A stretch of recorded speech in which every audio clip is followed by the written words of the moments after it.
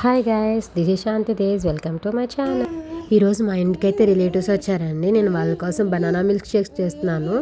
అది వీడియో తీసి మీకు చూపిద్దామని చెప్పేసి వీడియో తీయమన్నానండి. సో ఇది నేను ఫ్రెష్ బనానా 4 తీసుకుంటున్నాను. 4 చిన్న పీసెస్ల కింద కట్ చేసుకుని ఇలా జార్లోకి అయితే వేసుకోవాలండి. సో ఇలా 4 వేసేసుకున్న తర్వాత అందులోకి నేను మిల్క్ కావాలి కదా, ఫ్రెష్ పాలు ఉంటాయి కదండి, మనకు దొరుకుతాయి కదా, ప్యాకెట్ పాలు తీసుకున్నాను నేనైతే. 2 గ్లాసెస్ అయితే వేసుకోవాలండి ఇందులో. సో 2 గ్లాసెస్ వేసుకున్నాను నేనైతే. ఇది కొంచెం పలుచగా ఉంటుంది, మీకు థిక్గా కావాలంటే ఒక అరటిపండు యాడ్ చేసుకోవచ్చు, లేదంటే కనుక హాఫ్ గ్లాస్ అయితే పాలు అయితే తీసుకోకుండా ఉండాలి. సో షుగర్ కోసం నేను గ్లాస్కి 2 టేబుల్ స్పూన్ల షుగర్ తీసుకుంటానండి. సో నేను అలా 8 టేబుల్ స్పూన్స్ అయితే తీసుకున్నాను.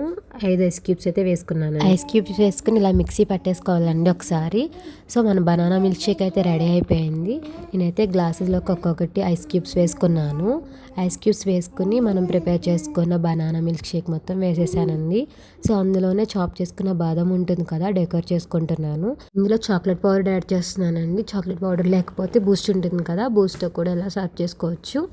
సో మన టేస్టీ అయిన బనానా మిల్క్ షేక్ రెడీ అయిపోయింది. Thanks for watching. మరిన్ని ఇంట్రెస్టింగ్ వీడియోస్ కోసం మా ఛానల్ సబ్స్క్రైబ్ చేయండి.